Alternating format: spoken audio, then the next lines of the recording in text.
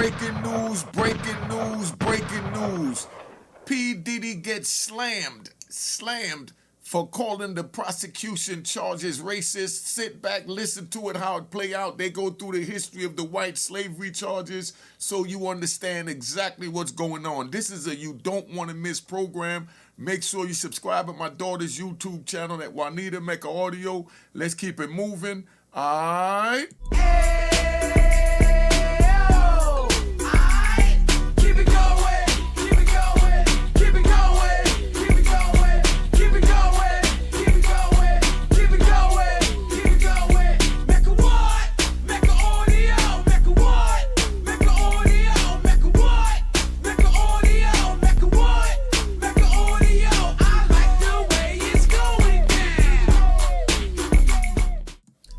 You know what it is, Unique Mecca Audio, man. This one right here is about the Feds slam P Diddy for calling the prosecution charges racist. This is Jesse Weber, Law and Crime, breaking it down. You really need to hear this. They got documents and everything to support what we're doing. Let's get this thing moving. All right. There is a big issue to talk about when it comes to Sean Diddy Combs' upcoming criminal trial, currently scheduled for May 5th, 2025. The question is, will the jury hear all three charges against him? Will the court throw out one of his charges, a charge that carries up to 10 years in federal prison? Why do I say that? Because the government has just responded to Combs' motion to toss out count 3 in the indictment, because essentially Combs has argued that it is built out of racism. Yes, that is an argument that is being put forward. So y'all put in the comments, do y'all think before you hear this program, y'all gonna be the jury right now? Do y'all think before you hear this program that these charges could be built out of racism, or you think Diddy's just grabbing straws? Put it in the comments. And before I even get into the government's recent response to this, and I'll give you my opinion at the end about how I think this is all going to shake up, I have to briefly take you back to what Combs argued in a motion from last month. So the main gist is that Combs is being selectively prosecuted because of his race. That's the argument put forward by he and his defense counsel. That what makes this case so, as they say, unprecedented is that, quote, no white person has ever been the target of a remotely similar prosecution. And really, the focus is on count 3 in the indictment, transportation to engage in prostitution. And I'll tell you what, I'm going to actually read you what this charge is from the superseding indictment in this case. It reads, this is what this charge is. Pay attention to it and read along on the screen, but we're going to walk through this as a jury right now. From at least in or about 2009 up into and including in or about 2024 in the Southern District of New York and elsewhere, Sean Combs knowingly transported individuals in interstate and foreign commerce with intent that the individuals engage in prostitution, and attempted, aided, and abetted, and willfully caused the same, to wit, Combs transported, aided, and abetted, and willfully caused the transportation of female victims and commercial sex workers in interstate and foreign commerce on multiple occasions. All right, so let me ask you this. So could they charge the Uber driver that takes a escort or a prostitute or a stripper after they raid the club and say they was in there stripping? Could they charge that driver or that transporter with prostitution with this same charge that they charging Diddy? Because that's what they're saying. He transported, an Uber transport you. Let's see how this play out. Not picking sides, just picking fun so y'all can see how crazy these charges is. And this is what they got a billionaire and one of our first black, hip-hop billionaires, locked up for. Pay attention. With the intent that they engage in prostitution. Now, Sean Combs argues that these allegations, the ones that I just read you, have never been brought before under this specific statute, namely the Mann Act, or what it used to be referred to as the White Slave Traffic Act, which, as Combs describes in his motion, has a, quote, very troubling history as a statute with racist origins, that it was used to target black men and supposedly protect white women from them. That's a quote from Sean Combs' previous filing.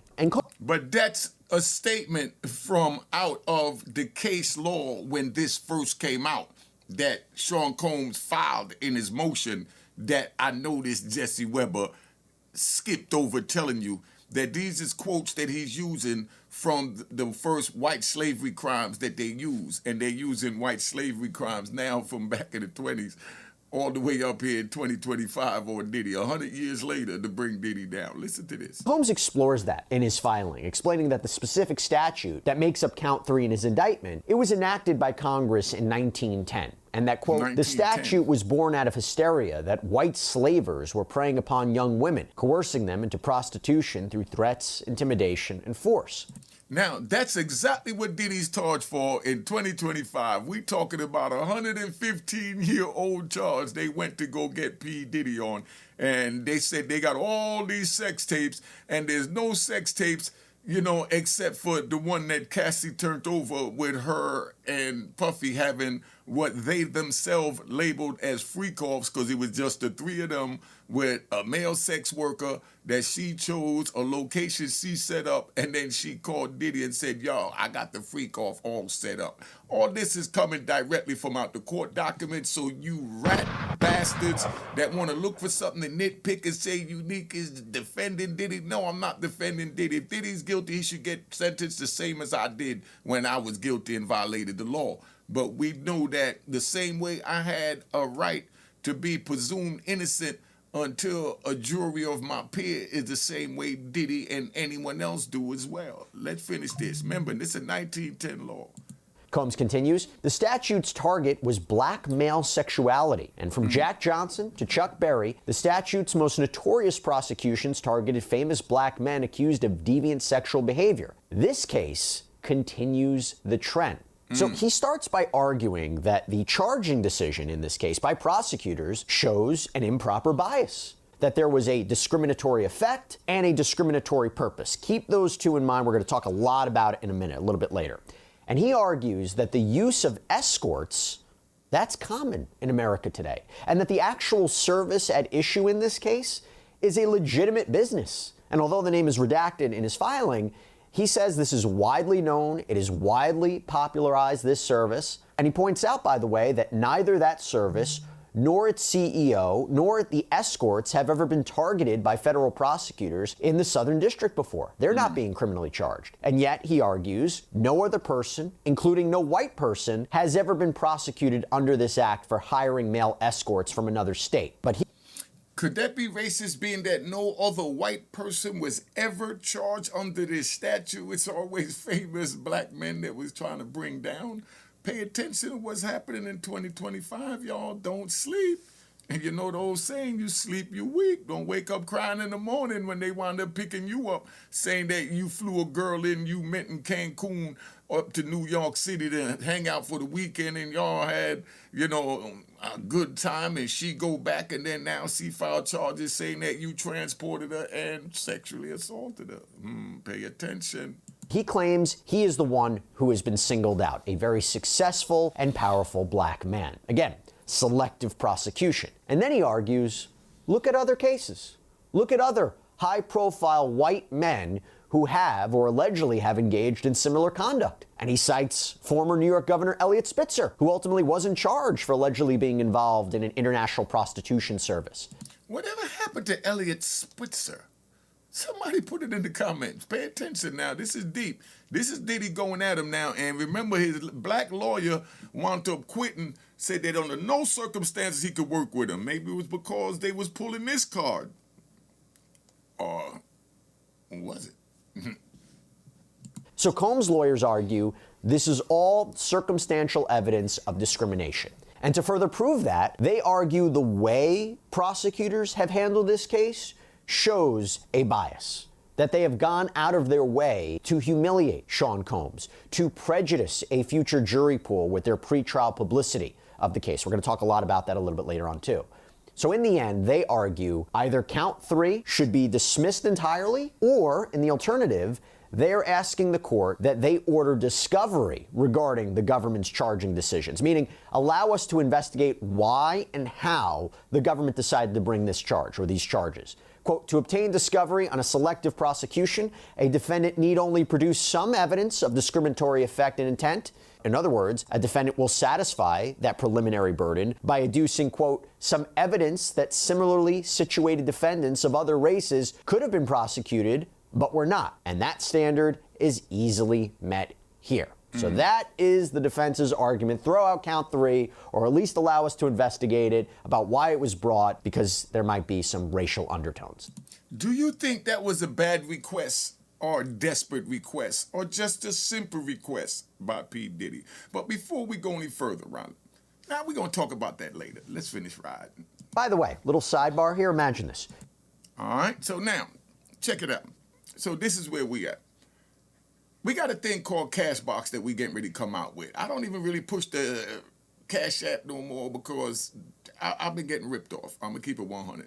You know, they duplicated my account. Contact Cash App. Cash App didn't do nothing about it. So I contact my man. My man said, don't worry about it. What we'll do, we'll just start our own. So we started our own with what they call a virtual vault in the middle. So when someone sends money to you, it alerts you when that person go to pick up the money. And then you look at your alert and you verify if that's the right person and that's the right amount, and then you release the money. But the money is not released in their account until that virtual vault alerts you that the money is being accepted by who you sent it to. So that's where we at. Don't say I didn't tell you. We don't need to hear all this old extraterrestrial talking about we fighting and beefing because we sent the money and the money didn't get there, because now we know with Cashbox. All right? Offering no more than his say-so, the defendant makes the outrageous and illogical claim that federal prosecutors brought one, and only one, of the 3 charges against him on account of his race. Tellingly, the motion fails to mention that the other counts of the very same indictment allege that the defendant engaged in horrific and repeated acts of violence and sexual coercion, harming multiple victims over the course of multiple years. That context alone defeats the motion.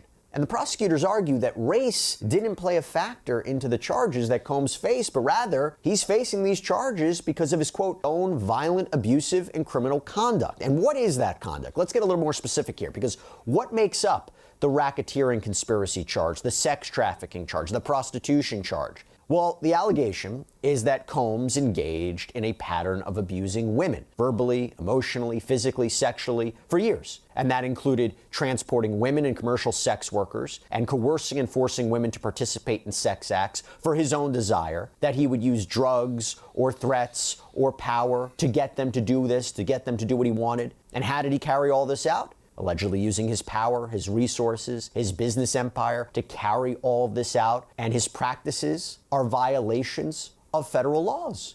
So in other words, the government here explains that count 3, the count at issue, that transporting of people for purposes of prostitution, is exactly what makes up the core of this case. Quote, the indictment thus makes clear that the transportation alleged in count 3 served the defendant's abuse of victims.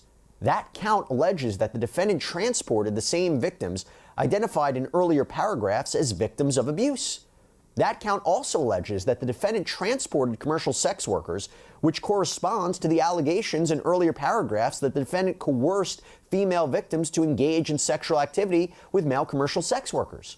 All 3 counts of the indictment, thus, on their face, charge a common course of conduct arising out of the defendant's abuse and sexual exploitation of multiple victims. Okay, so they're saying it's all connected here. So what does the law say about all this? Well, as the government explains, a defendant who is challenging the government's decision to prosecute, so not challenging the charges, but challenging the motive behind deciding to charge a defendant. In order to challenge that, the defendant bears a very heavy burden. And that's because prosecutors, quote, retain broad discretion to enforce the nation's criminal laws. And they cite case law in support of this. Now, I have to clear something up here.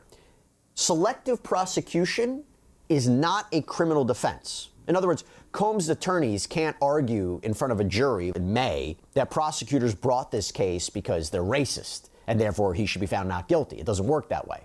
Arguing the prosecution hasn't met their burden of proof or that everything was consensual, those are defenses. Not this. But as a separate matter, as a way to get the charge potentially thrown out, you can argue selective prosecution. But as you can see, as I'm mentioning, it is not easy.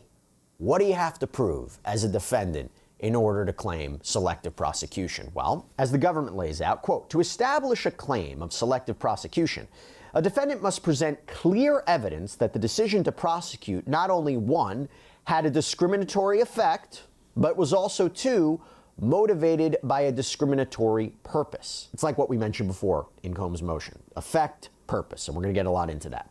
So the government argues that Combs' motion fails to meet either prong, and we're going to break down why they say each prong doesn't work. But I thought this part was interesting before we even get into the prongs here.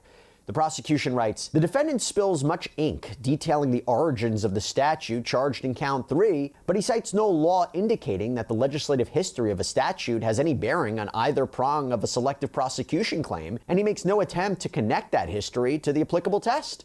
Basically, they're saying all that stuff about the history of this law and all that, it's irrelevant. It's irrelevant to the analysis. So it made me wonder, are the prosecutors suggesting, yeah, you got a point. The law does have a troubling history, but doesn't matter. Doesn't matter in terms of the analysis. So let's talk about the analysis. Let's talk about what a court's going to consider or potentially consider. Again, two-prong test to show selective prosecution. The first prong, discriminatory effect. So to prove discriminatory effect, a defendant has to establish that others in a similar situation to Sean Combs have been treated differently, like they weren't prosecuted and that Combs was, that he was singled out. And the prosecutors first address Combs citing other situations, like the Elliot Spitzer case that I mentioned before. Or, Combs mentions this as well, how clients of that escort service that he may or may not have used, the one that's at issue, that they weren't charged under the Mann Act. Okay, because that's the same thing like Hugh Hefner wasn't charged. Why they never charge Hugh Hefner? That's the main one. Hugh Hefner did the same thing that Diddy's doing right now, minus all that other stuff that the prosecution allowed you to believe that was happening, because we didn't hear about any sexual violence, nothing with no kids. All of this crazy stuff, the rape, none of that didn't come up. You know what I mean? Just this sex tape that, you know, he has to deal with, but with that sex tape, it shows Cassie enjoying herself and calling the shots. I mean, I'm not picking sides. I'm just calling a spade a spade. I mean, but this is just how stupid it is. And now they're going down the road as far as saying that you're charging me on the racist statute. You're only charging me because I'm black. You put this in place because the black men back in the days when they first started getting power, white women was going to them, and you were scared that, like Jack Johnson took the white girl across state lines, so they charged him with white slavery because he took a white woman across state line. But why is it called white slavery instead of just, slavery? Huh? Because if you took a white woman, are they considering Cassie as a white woman? Or it don't matter in 2025. I don't know. Let's get back to Jesse. And then also, Sean Combs referenced this, the scandal surrounding Jerry Falwell Jr., who allegedly had another man have sex with his wife as he watched. And again, those are similar allegations that are made about Combs, that he brought people into his sexual relationships and all that. So did they charge him? That's what the question is. So Combs cites that one for the idea that couples sometimes have a third party join them, and that's not a crime. That's not a crime that's been prosecuted. So prosecutors looked at all that and they say, none of these people are in the same situation or facing the same kind of allegations as Sean Combs. They don't have the same kind of aggravating factors like in Sean Combs' criminal case. So first, prosecutors explain how Combs is accused of sex trafficking multiple victims through force, fraud, and or coercion, and coercing them into commercial sex acts, including with male escorts. Well, where's the force? That's all I want to know. Somebody tell me where the force is. I mean, because the lawyers don't see it. The lawyers wasn't giving it. We wasn't seeing it, but we seen it all on social media where everybody ran with the image that the prosecution put out of what took place. That's why he's accused of violating the Mann Act. This is not like any of those other incidents cited by Combs. Second, they argue Combs carried out the transportation of victims by using force, fraud, and or coercion in order to cause those victims to engage in commercial sex acts, and that this was all part of a larger, broader pattern of racketeering activity. So who else is involved other than Diddy and Cassie? In other words, the Mann Act, or the White Slavery Trafficking Act that Combs has an issue with, count 3, the one he wants to throw out, that charge stands together with other underlying crimes to make up the specific racketeering charge that he faces, racketeering conspiracy. and racketeering conspiracy, what Combs is facing, is that there was an agreement to further a criminal enterprise. And prosecutors argue here that the transporting to engage in prostitution, count 3, stands together with other underlying crimes of the criminal enterprise, like arson, narcotics distribution, bribery, obstruction. It's all part of the same thing. There's a connection here. And that this alleged conduct overlaps, and in the same way Combs used his power and his resources to allegedly build an illegal criminal empire, he also allegedly used his power and resources to fund transporting people for purposes of prostitution. That's the allegation. And all of that to say this, quote, nothing in the motion, nothing in Sean Combs' motion, suggests that Spitzer, Falwell, or the other clients of the escort services transported escorts as part of a pattern of racketeering activity, or that they committed any other crimes whatsoever during the same period when they engaged in commercial sex. That distinction further widens the already vast distance between the defendant's conduct and the examples he raises in his motion. Yo, so they saying that that the other victims didn't transport anyone. So Diddy's in trouble for transporting females and sex workers on his private jet or paying for them to ride first class. He violated the Transportation Act. So then how did these people get here? For Spitzer and the other people, he never paid for Uber, a New York City yellow cab. I'm just saying, let's get this moving. Third, prosecutors argue that Sean Combs is ignoring that he allegedly violated the Mann Act, not just by transporting escorts, it's not that simple, but also transporting victims of sex trafficking. So therefore, you can't really cite other people who just simply paid escorts. This is very different. Quote, examples of other individuals who may have paid escorts but were not involved in the transportation of victims of trafficking are thus inapt. Fourth, they argue Combs doesn't show that those other people he mentioned, they would have even met the elements of the Mann Act to be charged. That Combs doesn't cite any evidence that Spitzer, Falwell, or the other clients of that escort service transported anyone across state lines for purposes of commercial sex. And there's no indication that Falwell even paid anyone to engage in sex acts. Well, you know what this sounds like? And don't be surprised if this judge do it, because the judge has been a really fair judge on both sides. Don't be surprised they call an evidentiary hearing for this, because the prosecution is saying he didn't argue this, he didn't argue that. He's not saying that he's wrong. He's just saying he didn't argue that. He didn't show how Spitzer transported people. He didn't show how it was multiple this. He didn't show that. So that is when they call for an evidentiary hearing, where they come in and they bring their evidence together, and then the judge hear the evidence, and then he make a decision on the motion. So don't be surprised if they call an evidentiary hearing on this issue right here, dealing with race, because Diddy have a strong claim, whether you rat bastards and flip-flop wearing in public, trolls won't admit it or not. And see the outfit I'm wearing? It's for my man Ock Joint. It's called Bigger Than Life. All right? This outfit is bigger than life. You can find it at Bigger Than Life, life spelled with Lyfe. BIGGERTHANLYFE.com. This the Bigger Than Life gig. You know what I mean? The joint crazy fire. Alright. Rather, the article that Combs cited in his motion about Jerry Falwell Jr., all that article simply suggests is that a third party consensually participated in sex acts with Falwell and his spouse. So in other words, this goes to a larger argument put forward by the prosecution that this case isn't about simply Sean Combs having group sex or inviting somebody in to have sex with a partner of his while he watched. It's much wider than that. So the government explains it best like this, that if Combs really wanted to make the proper comparison about somebody who was just like him and wasn't charged like he was, quote, far afield from the examples cited by the defendant, a similarly situated individual to the defendant would be somebody who engaged in violence and coercion as part of a pattern of racketeering activity and who transported not only escorts but also victims of that violence and coercion. Because the defendant's alleged criminal conduct is considerably more serious than anything he accuses these individuals of, he has failed to identify any similarly situated individuals who were not charged. This is fatal to his claim. And none of them dudes was charged with the RICO and all of this. I mean, come on, dog. How many scandals have we seen throughout our lives with these sex scandals and all of this? And none of them get dragged into a federal court for RICO and their house raided and everything else. Come on, dog. Also, prosecutors point out that Combs doesn't even argue that the entire indictment is improper selective prosecution, but only count 3. Wouldn't he have to show someone who was charged with racketeering conspiracy and sex trafficking but wasn't charged with the Mann Act to make a proper comparison? It's a fair argument, and yet he doesn't. And the thing about that is the government argues that there are cases in the Southern District where this case is being heard, this very jurisdiction, where you have people of varying races who were charged with the Mann Act and sex trafficking, like wealthy fashion executive Peter Nygaard. What about the RICO?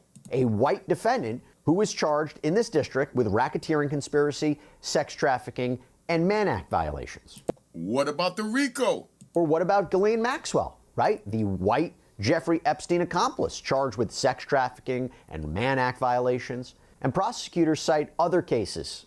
What about the RICO for her too? See, nobody gets the RICO but a black man. And they bypassing that. They think we can't see this. From this district where someone is charged with both Mann Act and sex trafficking violations and using the Mann Act to prosecute those who are accused of sexual abuse. This is the first time they charge anybody with a RICO for having sex. Just pay attention to that. So that's all they need to hammer on. No one has been charged. Well, drop the RICO. Let's just go with these other charges. That's all they need to tell them. No one else got the RICO, and that's what this charge is about, selective prosecution. You selected to charge me with the RICO. So in other words, this is all routine. It's not about Sean Combs' race. It's not about selective prosecution. It is routine where there are aggravating factors like prosecutors claim there are in Sean Combs' case.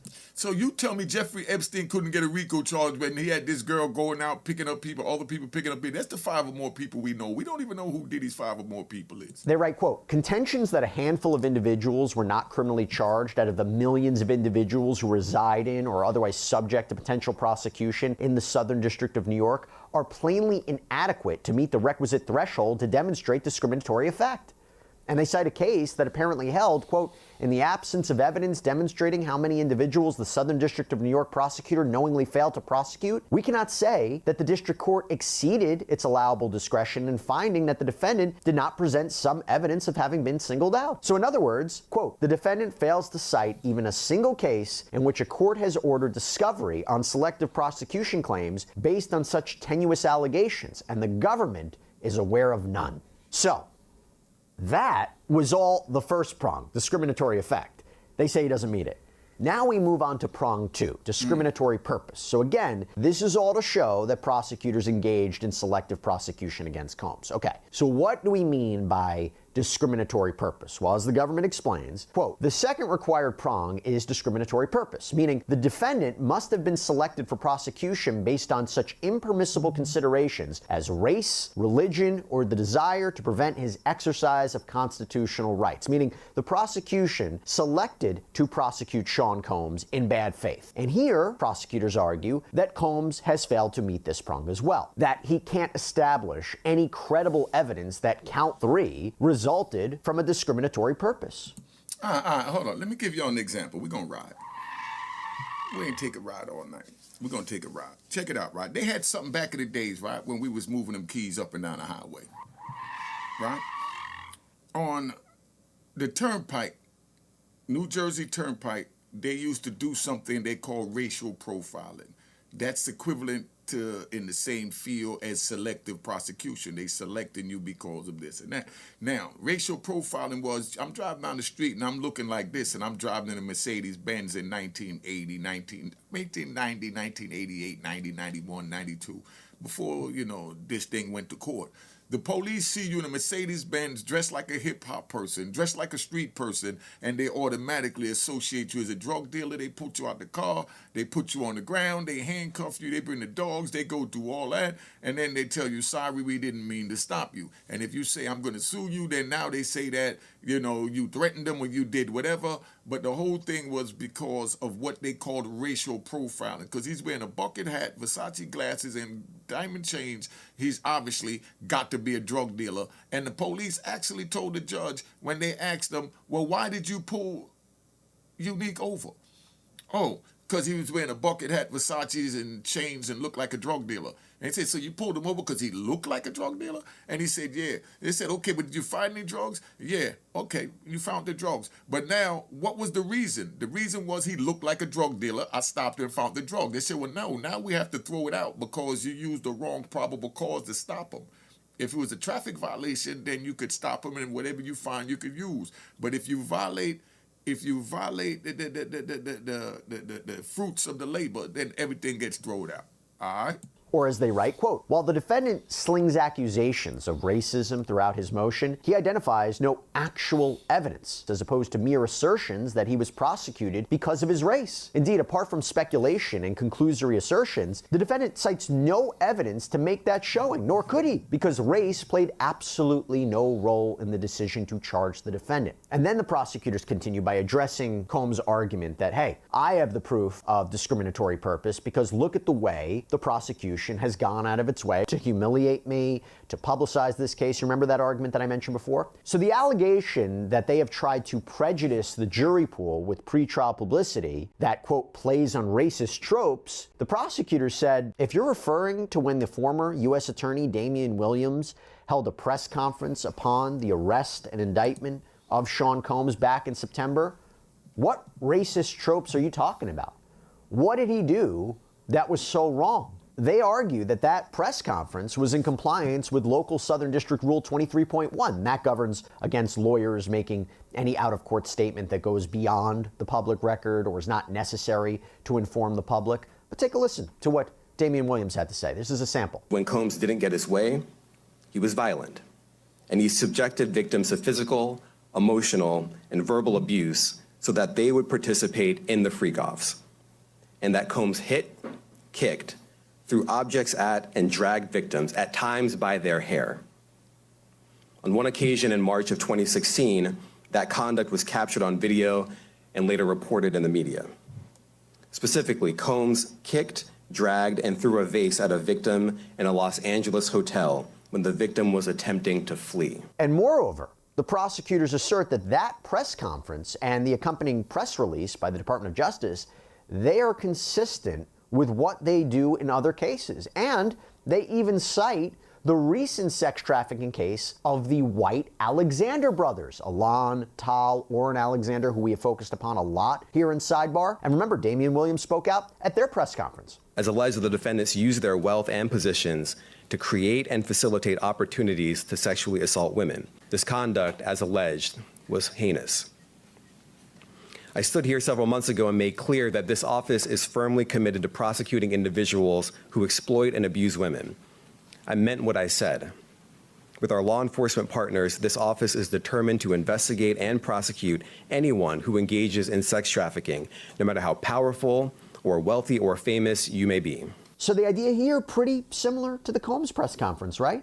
And from there, prosecutors address the other evidence that Combs says proves there was discriminatory purpose. For example, quote, the defendant complains that he was not permitted to surrender and was instead arrested by federal agents. This is about when he came to New York and he was ultimately arrested at his hotel. Quote, but the decision not to permit a defendant charged with committing violent crimes, engaging in obstruction, and sexually exploiting victims is entirely consistent with the practice of the U.S. Attorney's Office in other cases. And again, does not provide any basis to infer racial animus with respect to count 3. Or there's another argument that Sean Combs apparently brought up, how so much force was used when his LA and Miami properties were raided by federal agents back in March of 2024. Maybe that shows a racial animus. Well, the prosecutors respond by saying, quote, the defendant repeats his prior complaints about the manner in which search warrants were executed at his homes. That argument ignores that the warrants were executed not by the prosecutors in this case, but by law enforcement agents who are not the subject of selective prosecution claims. Setting aside that the use of force to secure a premises, especially when the crimes under investigation include violence and the items to be seized include firearms, is entirely justified, it certainly does not demonstrate discriminatory purpose when electing to charge count 3. So in the end, the prosecution argued, quote, the defendant has failed to adequately allege that there was anything unusual, let alone improper, about the charging decisions in his case. Because his allegations fall far short of the rigorous showing necessary to make out a prima facie case warranting the disclosure of discovery, much less the clear and convincing standard required for dismissal of count 3 for selective prosecution, his motion should be denied. For the reasons set forth above, the defendant's motion to dismiss count 3 should be denied. Now, my personal take, I think the government's going to win this. I do. I think that when you listen to what they have to say and you put forward this idea of such a difficult burden for the defense to overcome, to show selective prosecution, to me, it doesn't seem Combs was specific enough about how this was discriminatory, putting enough evidence to show that. I got to give him credit, though. Really interesting argument. Haven't seen this one before. We'll see which way the court goes. But again, my personal take, I think the government's going to win this one. All right, so that's what it is. All right, so now y'all sit there, you put in the comments, you let me know. Make sure you go subscribe my daughter's YouTube channel at Juanita Mecca Audio, Unique Mecca Audio, Prison Stories, and Mecca Audio TV, and cop my man's gear, Bigger Than Life, life spelled L-Y-F-E, Bigger Than Life, LYFE.com, and be on the lookout for Cashbox. We in the house. All right.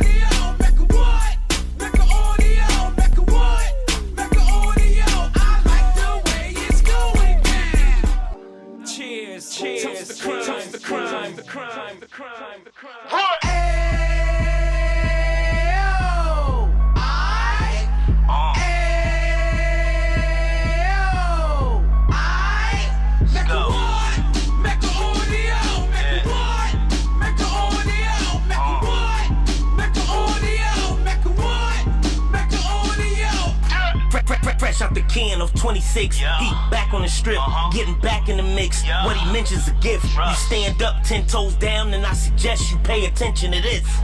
Take a little gully posse and put it in Harlem. He cut from the bottom, came up from the bottom. Drop the book, you should go and get it. The Instagram page and the YouTube, you could go and visit.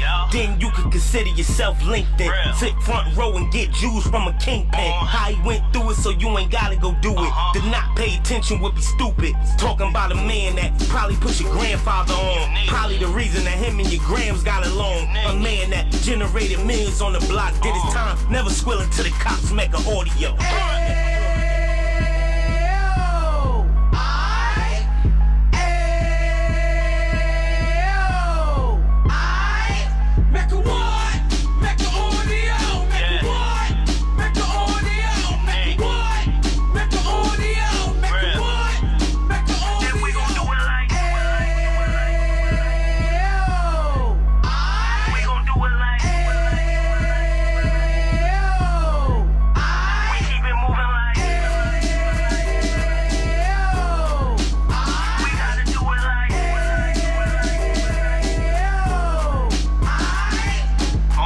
Get it live like 2 G's in the 90s. Drop top beamer so shiny. I let shorty go, she was wine.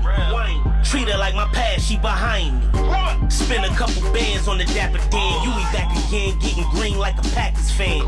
No cap, it's a roaring uptown. They be horn uptown, Dominican bust downs. Now we on the positive, we got a lot to give. Now he trying to stop the kids from being inoperative. So take heed, homie, lend an ear.